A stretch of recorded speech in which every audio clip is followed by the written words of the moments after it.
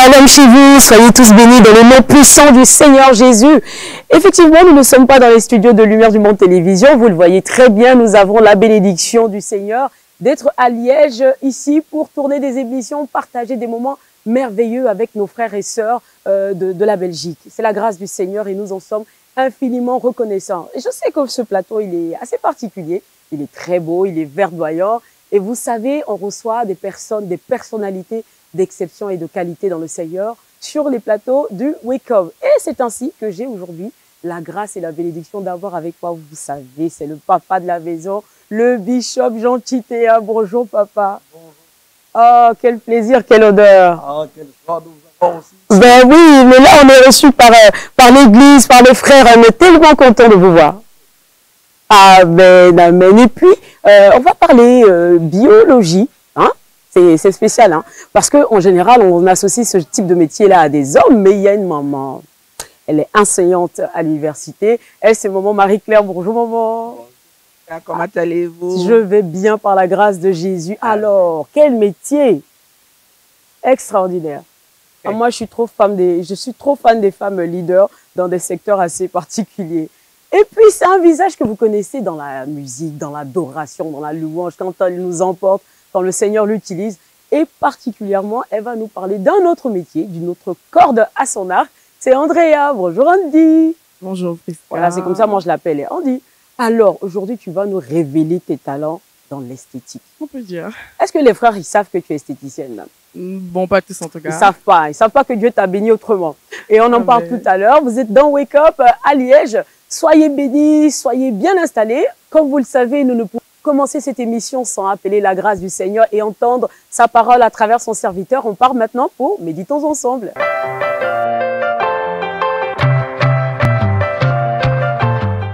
Papa, la parole du Seigneur. Merci beaucoup, Prisca. Amen. C'est une joie pour nous d'avoir ce moment aussi, de partager ces instants dans la parole de Dieu, dans ce programme. Amen. Wake Up.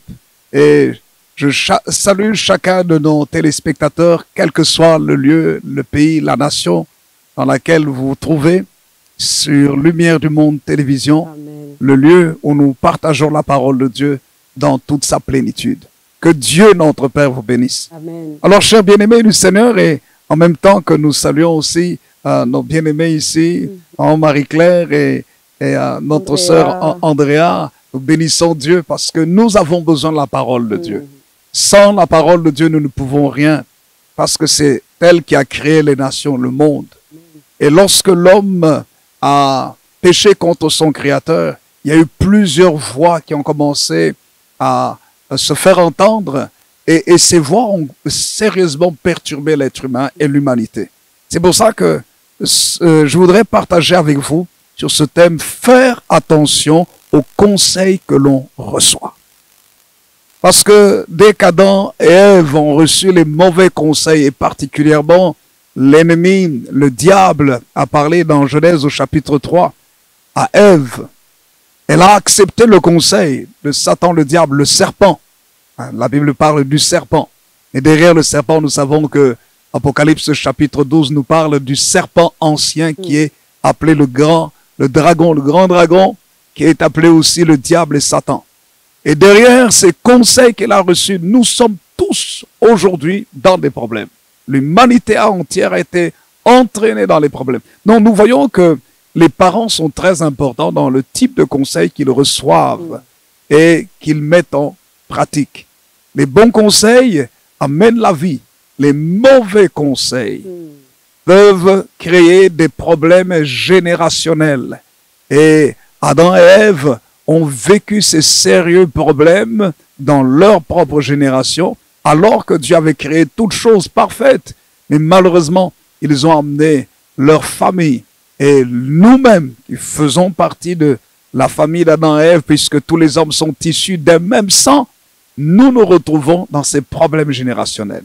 Mais béni soit Dieu pour le Seigneur Jésus-Christ, qui est venu détruire les conséquences, les effets des mauvais conseils en venant lui-même comme étant la parole de Dieu, en réalisant toute la loi de Dieu, en d'autres termes, en réalisant tous les conseils qui se trouve dans le programme de Dieu. Amen. Et comme résultat, il nous amène maintenant à vivre déjà sur cette terre. Malgré que les choses ne sont pas encore bonnes, nous savons vivre une vie victorieuse, Amen. une vie heureuse. Non seulement ça, mais ces conseils appliqués correctement dans notre vie vont nous conduire dans le royaume de Dieu, le paradis éternel, dans la paix, la joie, la félicité dans la vie éternelle.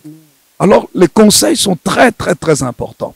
D'ailleurs, lorsque Ésaïe parle dans Ésaïe chapitre 11, le verset 2, il parle du Saint-Esprit. Parce que nous sommes dans le temps où beaucoup de personnes parlent du Saint-Esprit. Et nous savons comment l'église pentecôtiste, l'église charismatique ou l'église qui prône l'effusion du Saint-Esprit considère le Saint-Esprit. Mais qu'est-il écrit dans la parole de Dieu concernant la nature du Saint-Esprit? Et Ésaïe chapitre 11, verset 2 nous dit « L'Esprit de l'Éternel reposera sur lui, esprit de sagesse et d'intelligence. » Amen. Ensuite, on dit « Esprit de conseil et de force, esprit de connaissance et de crainte de l'Éternel. » Donc, on dit quoi? Esprit de conseil et de force.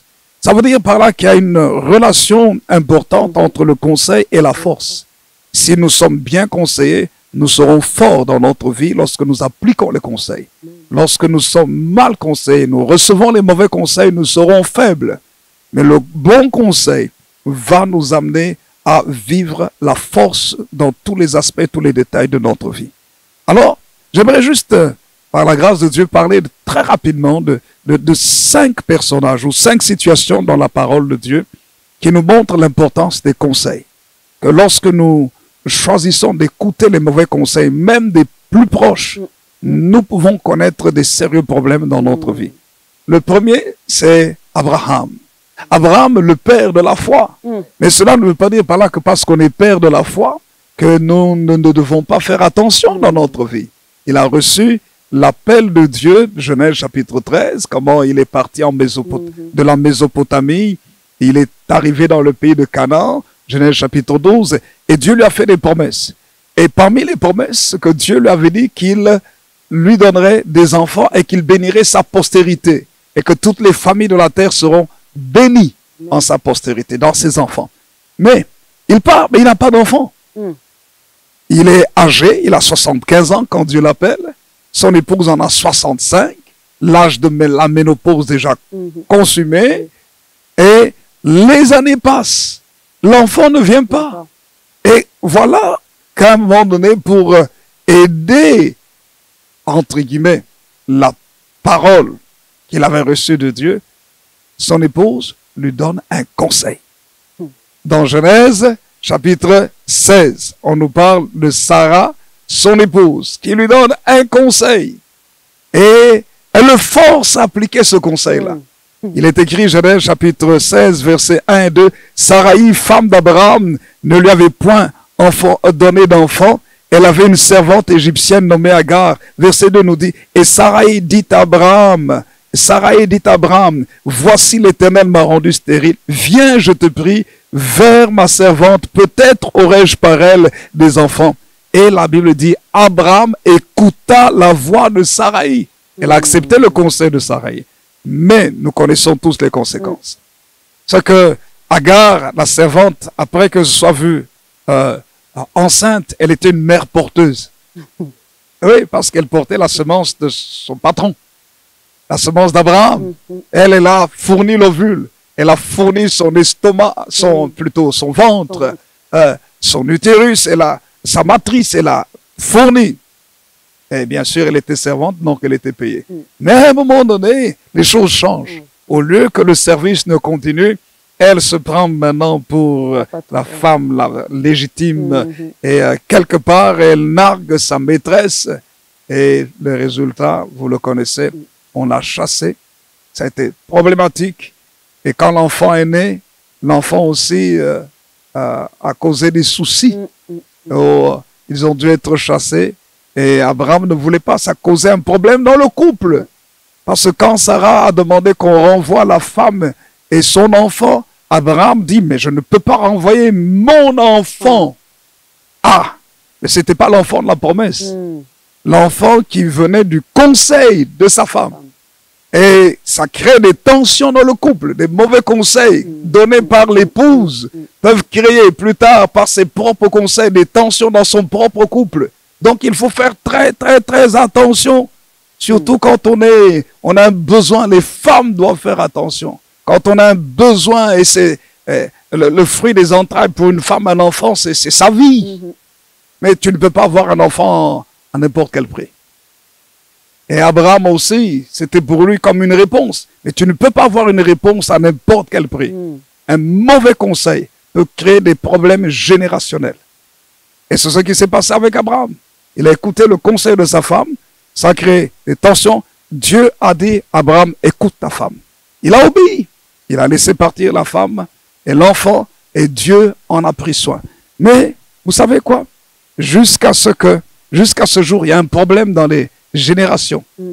Un problème entre les enfants d'Ismaël et l'enfant de la promesse, Isaac, qui est né, lui, plus tard, de l'union, de la relation entre Abraham et Sarah, son épouse. Et ça, c'était l'enfant de la promesse, l'enfant du miracle que Dieu a donné. Oui, c'est pour ça, c'est pour dire quoi? Quelles que soient les épreuves de la vie, il faut apprendre à patienter et à être sûr que ce qu'on nous donne comme parole, comme conseil, vient de Dieu. Et l'Esprit de Dieu nous donne en nous le témoignage si une chose vient de Dieu ou pas. C'est pour ça qu'il est écrit esprit de conseil et de force. Si Abraham avait obéi à l'appel de Dieu, comment est-ce qu'Abraham, qui vivait dans un pays idolâtre avec des idoles, des divinités, arrive à reconnaître la voix de Dieu, que ça, ici, c'est Dieu, le créateur de l'univers qui m'appelle, c'est le témoignage du Saint-Esprit en lui. Et il obéit. Et il voit la main de Dieu l'accompagner. Alors, est-ce qu'Abraham avait suivi le témoignage du Saint-Esprit en lui quand sa femme lui dit, prends ma servante? Ah, oui. C'est pour dire quoi? On peut être un homme appelé par Dieu. On peut être un homme qui marche avec Dieu. Mais on peut avoir aussi une faiblesse, son épouse, son conjoint à côté, qui peut-être peut mettre la pression. Qu'est-ce que nous faisons? Nous cédons à la pression ou bien nous continuons à marcher selon ce que Dieu veut? Abraham a cédé et les conséquences continuent jusqu'à présent. Ça, c'est le premier. Mais il y a aussi des hommes qui ont écouté des bons conseils. Et parmi les bons conseils, c'était aussi des hommes leaders, remplis de l'Esprit de Dieu, guidés par le Saint-Esprit. Le deuxième exemple que je trouve dans la Bible, c'est Moïse. Moïse, homme de Dieu, rempli de force. Il fait plier les genoux de tout le royaume d'Égypte. Pharaon est perturbé totalement. Le demi-dieu plie les genoux devant Moïse et devant le Dieu de Moïse. L'Égypte est par terre. Israël est libéré.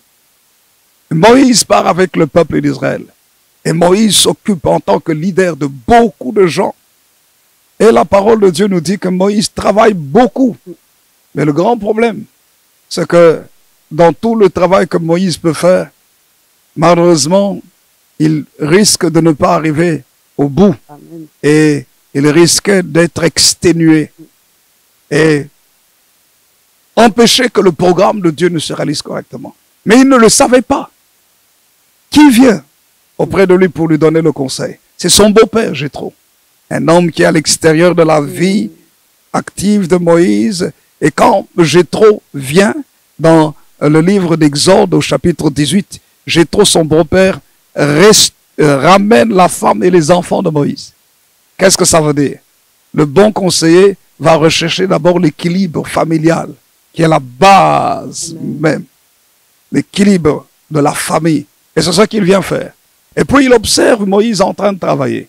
Il réalise que Moïse, toute la journée, est en train de juger le peuple et que ce n'est pas trop bon pour lui. Il travaille trop. Qu'est-ce que Jéthro fait? Jéthro l'observe et lui donne des conseils. Cela est écrit dans le livre de Exode, chapitre 18, le verset 13 jusqu'au verset 24. Et il lui donne ceci comme conseil. Il dit au verset 21, « Choisis parmi tout le peuple des hommes capables et craignant Dieu, des hommes intègres ennemis de la cupidité. Établis-les sur eux comme chefs de 1000, chefs de 100, chefs de 50 et chefs de 10. Qu'ils jugent le peuple en tout temps, qu'ils portent devant toi toutes les affaires importantes et qu'ils prononcent eux-mêmes sur les petites causes. Allège ta charge et qu'ils la portent avec toi. Verset 23, il dit, si tu fais cela et que Dieu te donne des ordres, tu pourras y suffire et tout ce peuple parviendra heureusement à sa destination. On peut parvenir à cette destination, mais malheureusement est totalement épuisé, dépité, frustré. Mais qu'est-ce que j'ai trop donné comme conseil? Il lui fait ce que je te demande. Pourquoi? Parce qu'au verset 18, il lui dit, Moïse, quand je t'observe, tu t'épuiseras toi-même et tu épuiseras ce peuple qui est avec toi, car la chose est au-dessus de tes forces et tu ne pourras pas y suffire seul. C'est-à-dire, Moïse, entoure-toi de personnes qui vont t'aider. Moïse ne choisit pas n'importe qui. Choisis des chefs, des leaders. Et ne donne pas aux leaders n'importe quel travail, mais en fonction de leur capacité, nomme des chefs de 1000, des chefs de 100, des chefs de 50, des chefs de 10. Bien sûr, tu dois le connaître. Chacun en fonction de sa capacité. Ne donne pas à tous les responsables la même charge. C'est ce qu'il dit. Et qu'ainsi il traite les affaires, et lorsqu'il y aura un problème qui les dépasse, ils pourront venir vers toi. Et toi aussi, tu seras léger comme ça. Et tu pourras amener tout le peuple à la destination. Vous voyez? Et j'aime ce qui est écrit dans la parole de Dieu. Le verset 24, il est écrit, Moïse écouta la voix de son beau-père et fit tout ce qu'il avait dit. Vous voyez? Vous pouvez avoir un leader fort. Moïse est un leader fort, fort caractère. Mais tu peux être un leader fort et Jéthro, prêtre sacrificateur de Madian. Il était aussi un homme de Dieu. Mais il n'avait pas la foule de Moïse. Il n'avait pas le témoignage de la gloire de Dieu de Moïse. Il n'avait pas tout ça. Lui, il avait des brebis. C'est ça. Un éleveur et puis sacrificateur de Madian. Et cependant, malgré la position de Moïse, malgré les miracles que Dieu avait fait avec Moïse, malgré tout cela, qu'est-ce que Moïse fait? Moïse écoute son beau-père. Et nous voyons le résultat. Restauration familiale, organisation professionnelle, et cela, le bon conseil, est bénéfique à tout le peuple. Amen. À partir de la famille de Moïse, à Moïse lui-même, et à tout le peuple. Alors, vous voyez, ça c'est très important. Troisième exemple, un exemple d'un homme qui aussi est un leader, mais un mauvais leader qui a entraîné d'autres leaders. C'est Corée. La parole de Dieu nous parle dans Nombre chapitre 16. Tout le chapitre, vous pourrez lire l'histoire de Corée, Dathan, Abiram. Un leader qui a entraîné avec lui 250 autres personnes. 250 autres leaders à la mort par les mauvais conseils. Conseils de rébellion. Un leader, un responsable qui est orgueilleux, qui ne veut pas écouter. L'orgueil est l'ennemi de la réussite. L'orgueil est l'ennemi du bien-être. L'orgueil est l'ennemi de la vie. L'orgueil est l'ennemi du bonheur. Tout orgueilleux tombera tôt ou tard. Et c'est pour ça que, malheureusement, les autres ont écouté le conseil de Corée et se sont retrouvés morts dans le jugement de Dieu. Mais j'aime une quatrième histoire, c'est l'histoire de Bathsheba. Bathsheba, qui, malgré son départ un peu bizarre, c'est que elle a rencontré David dans une situation d'adultère, mais après cela, son mari est mort, elle était veuve, on l'a épousée par David, elle est devenue reine, elle a eu un roi, un enfant, Salomon, et un jour, Adonijah veut faire un coup d'état, veut se proclamer roi, et le prophète Nathan va parler à Bathsheba en disant, je te donne des conseils pour ton fils Salomon, va parler au roi, parce que nous apprenons qu'Adonijah est déjà en train de régner. Mais voici comment est-ce qu'il faut faire pour établir ton fils Salomon sur le trône. Et Bathsheba écoute le conseil. Cela est écrit dans 1 Roi chapitre 1er, le verset 11 à 51. Bathsheba écoutait le conseil et Salomon est devenu roi.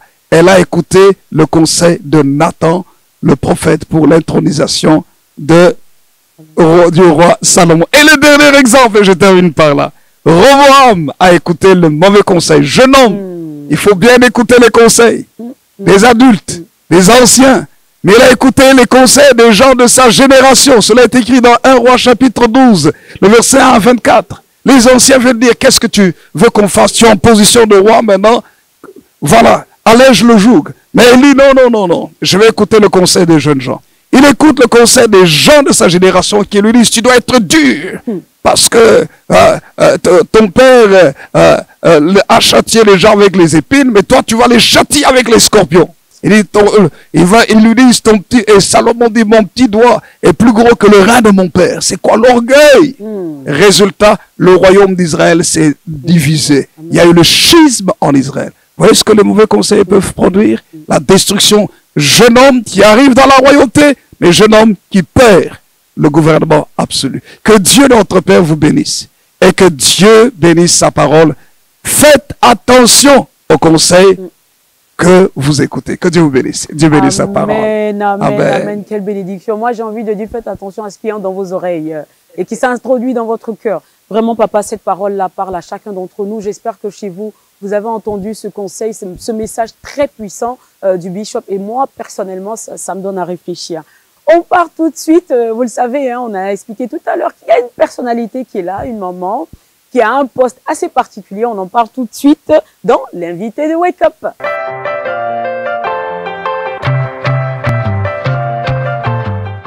Maman Bokovi Marie-Claire. Bon, rebonjour. Rebonjour. Alors, elle est technicienne supérieure de laboratoire en microbiologie et enseignante à l'université. Maman, j'ai envie de demander, c'est quoi la microbiologie? La microbiologie, c'est une science qui étudie les microbes. Et c'est un très, très vaste domaine. J'imagine. Parce que ça couvre beaucoup, beaucoup. Et donc, c'est vous qui faisiez les recherches aussi, pardon de vous couper, pendant la Covid. On cherchait beaucoup de chercheurs. Oui, oui, justement, pour faire la microbiologie, il faut connaître beaucoup de choses. C'est sûr. La physique, l'anatomie, tout ce qui est environnement. Il faut connaître tout ça. Connaître exactement le corps humain également. Pouvoir faire de la microbiologie. Et la microbiologie recouvre beaucoup de domaines. On a l'hématologie, on a la bactériologie, on a la parasitologie, on a la virologie. Donc, virologie qui étudie les virus, la bactériologie qui étudie les bactéries, la parasitologie qui étudie les parasites, etc., etc. Donc, c'est un très vaste domaine. Un domaine très intéressant. Il faut avoir beaucoup de force et de caractère pour travailler dans la microbiologie. Avoir une tête bien pensante. Bien pleine. Et puis, il faut également avoir l'amour du travail, l'amour du prochain également. Parce que lorsqu'on est dans le laboratoire, devant son microscope ou devant, par exemple, les boîtes de pétri, il faut penser que ce qu'on est en train de vouloir poser comme diagnostic, ce diagnostic-là, ça peut être pour un parent. C'est ça. Le papa, la maman, un enfant, ça peut sauver ou quelqu'un d'autre. Donc, il faut être vraiment très sûr de ce que l'on va faire et travailler d'une manière consciencieuse pour que la personne pour qui on fait le diagnostic, cette personne-là n'ait pas à avoir des problèmes plus tard. Je donne un exemple. Si vous êtes devant vos essais ou bien vous et vous faites un groupe sanguin, par exemple, si vous vous trompez de groupe sanguin, ça va avoir une répercussion catastrophique sur toute la vie de la personne. C'est catastrophique. Donc, c'est catastrophique. Et donc, il faut toujours être conscient et savoir que, bon, ce que l'on est en train de faire, ça peut être pour moi, ça peut être pour un parent. Et donc, faire tout. D'accord. Maman Alomé, est-ce que les intéressés par cette filière, parce que comme vous le disiez tout à l'heure, il faut vraiment avoir la tête pleine. C'est-à-dire, il faut être un peu matheux, beaucoup scientifique. Voilà. Vraiment, c'est toute une panoplie. Et sachant que, c'est pas pour être médisante, hein, mais on sait bien que notre jeunesse est un peu très réseau social, ils veulent plus se fatiguer, ils veulent plus faire les études. Est-ce qu'à Lomé, il y a cet engouement pour ces matières? Voilà, c'est là où maintenant on est en train de les sensibiliser plus pour qu'ils s'adonnent à ce métier. Et il y en a beaucoup qui s'inscrivent, mais malheureusement, il n'y en a pas beaucoup qui réussissent. Voilà le problème. Et très honnêtement, à quel taux est-ce que cette filière-là, bon, j'imagine que s'il y a 100 personnes qui vont s'inscrire, combien à peu près en général sont retenues? Bon, pour le moment, nous pouvons dire quand même que la majorité. Il faut comprendre qu'il y a la majorité parce que plus ça va, plus ils sont intéressés par le métier. Malheureusement, ce qui se passe, c'est que une fois sorti de l'école, vous avez tout le bagage, mais au niveau des infrastructures, il y a un gros problème. Ça, c'est un autre problème. Il y a un gros problème. Et ça, c'est... Pensons que le gouvernement doit faire plus d'efforts pour pouvoir donner plus d'intérêt pour ce métier, qui est un métier d'avenir. Parce que nous avons vu, par exemple, pendant le Covid, pendant les catastrophes naturelles, il peut y avoir une épidémie de choléra parce qu'il y a eu des inondations quelque part. On aura besoin des microbiologistes. Et on a vu des cas partout. Donc, il faut que nos gouvernements sachent que c'est un domaine où il faut investir pour pouvoir aller de l'avant et faire développer. Papa, vous voulez dire quelque chose parce que, comme maman le disait, là, on a besoin de ce type de formation, on a besoin de ce type de personnes dans notre quotidien. Aujourd'hui, même pour un mal de tête, si le microbiologiste n'avait pas fait la recherche pour savoir que c'est un plasmodium, comment est-ce qu'on fait pour traiter, par exemple, le palu? Tout à fait. C'est vraiment très, très important parce que la recherche, bon, en Occident, la recherche fait partie des points importants, prioritaires. C'est pour ça qu'il y a des instituts sanitaires, par exemple, ici en Belgique. Nous, par exemple, nous avons une banque alimentaire où chaque semaine, il y a plus de 1000 personnes qui viennent recevoir la nourriture. Et vous savez que pour pouvoir distribuer la nourriture ici, il faut que vous soyez agréé par l'AFSCA, donc l'Agence fédérale pour la santé et le contrôle alimentaire. Et ça, ce sont des tests de laboratoire. Et il y a des exigences concernant la conservation de la nourriture, les normes. Et ça, la recherche est capitale pour la santé. Les soins de santé prennent beaucoup d'argent ici en Europe. Et bien sûr, si je dois parler pour nos pays d'Afrique, c'est important que le gouvernement puisse mettre des fonds pour la santé. Parce que c'est vrai qu'il y a des organismes privés aussi qui font cela. Mais attendez, comment est-ce que vous pouvez penser qu'une personne qui se retrouve malade, dans certains pays, qui se retrouve malade, avant qu'on fasse des tests, même comme on vient de dire, des tests sanguins, tout cela, la personne doit d'abord payer? C'est ça. Parce qu'il n'y a pas eu de subsides gouvernementaux. Obligatoire. Elle doit payer. Et certaines personnes sont mortes à cause de cela. Et certaines personnes ont dû quitter même le pays s'ils ont des moyens pour aller faire des examens ailleurs. C'est vrai. Alors, bon, nous prions pour ça. Vraiment. Ça, c'est un sujet assez sensible. En tout cas, merci beaucoup, papa. Bon, Marie-Claire, vraiment, on va prier le Seigneur parce qu'aujourd'hui, là, on a juste envie de dire que pour ma part, la conclusion, c'est que volonté gouvernementale, c'est la moindre des choses. Aujourd'hui, même les médecins, ils sortent, ils sont au chômage. Parce qu'il n'y a pas d'infrastructure. Seigneur, entend nos prières. Amen. Et comme vous le savez, nous passons tout de suite là, maintenant, pour le Trickbox avec Andrea.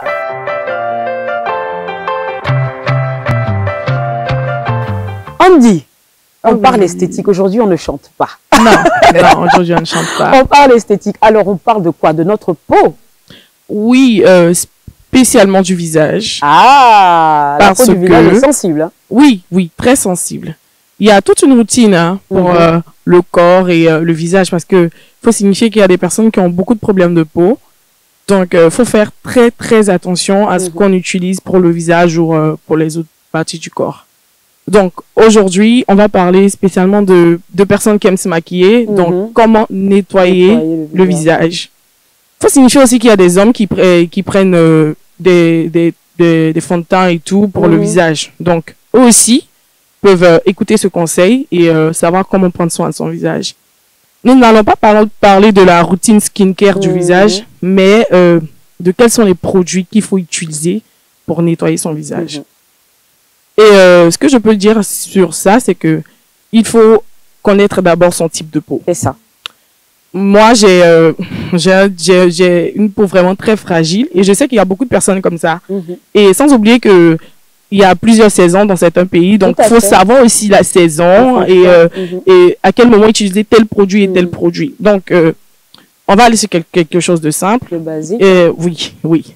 Si vous êtes une personne qui avait une peau très délicate et que vous ne connaissez vraiment rien à cela, je vous propose de voir une esthéticienne pour vous conseiller quelque chose de très simple, de quelque chose de testé et traité pour votre peau, pour votre visage. Et quand vous vous démaquillez, utilisez des produits. N'utilisez pas de l'eau et du savon. Parce que si vous utilisez de l'eau et du savon, vous allez vous boucher les pores du visage et cela peut vous créer d'autres problèmes. Franchement, c'est pas très agréable. Donc, voyez une esthéticienne ou sinon, vous vous rendez chez votre distributeur pour voir s'il y a des produits à base de concombre. Pour pouvoir mieux vous nettoyer le visage, ça va dessécher la peau parce qu'il y a des personnes qui ont des peaux très sèches et tout. Ça va vous permettre d'hydrater également la peau. Vous faites cela bien et vous rincez le visage avec de l'eau tiède. Je tiens à préciser cela, de l'eau tiède. Vous essorez juste un peu et vous laissez sécher. Pas besoin de beaucoup de choses, pas besoin de tralala, pas besoin de 5 produits même. Non, juste un produit à base de concombre. C'est une attaque indirecte. Oh non. Un produit à base de concombre et vous appliquez sur le visage. Les hommes, ça c'est très bon. C'est très bon pour les hommes. Vous utilisez ça pour le visage et tout. Et voilà. Voilà ce que je peux dire pour aujourd'hui. Merci ma très chère Andrea. Je vais attaquer un peu mes frères qui sont derrière les caméras. Marco Priot, tu as entendu? Il faut utiliser le concombre. Samuel Claude, tu as entendu? Ben Emmanuel, vous avez entendu utiliser le concombre. Actuellement, vous êtes à Liège. Nettoyez vos pores avant de retourner à Abidjan. C'était juste la partie, il sait que je les aime. Et puis bon, voilà. Si on ne prend pas soin de qui va le faire, ce sont nos frères. On n'a pas le choix. Merci beaucoup, Andy. Et puis, la partie où tu dis, il ne faut pas prendre l'eau et le savon, je me suis sentie coupable. Parce que des fois, on est tellement fatigué que aller chercher le tampon nettoyé. Maman, soyons honnêtes, on va dormir, on lave le visage. Le savon, c'est plus compliqué. Hein. Tu vas appliquer le savon et tout. Non, ça, mais ça, c'est une perte de temps. Il faut utiliser de bons produits pour le visage et ça va. Non, moi, je reconnais mes torts. Hein. Moi, je suis honnête. Bon, merci beaucoup. Je ne vais pas le faire. Là, j'allais le faire même tout à l'heure, mais bon, je ne le ferai pas. Merci beaucoup. On dit que le Seigneur te bénisse. Et puis, cette émission tire quasiment à sa fin. Et puis, on va laisser le dernier mot au bishop et pour également un verset boussole pour conduire nos journées. C'est important. Béni soit le Seigneur. Amen. Et dans le verset boussole aujourd'hui, si nous devons écouter les bons conseils, retenons ceci. Dans Ecclésiaste, chapitre 4, le verset 13 et 14, il est écrit « Mieux vaut un enfant pauvre et sage qu'un roi vieux et insensé qui ne sait plus écouter les avis ou les conseils. » Verset 14 nous dit « Car il peut sortir de prison pour régner et même être né pauvre dans son royaume. » C'est fort. Que Dieu bénisse sa parole. Amen. Que le Seigneur nous bénisse, que le Seigneur vous bénisse. Vous le savez, hein, LMTV Tour 2024, nous sommes là, nous sommes en Belgique, nous sommes à Liège, nous irons à Bruxelles. Beaucoup de villes que nous allons visiter, nous allons rencontrer des frères et des sœurs. Venez à notre rencontre, nous serons heureux de partager ces moments avec vous. Que Dieu vous bénisse. Shalom, c'était Welcome.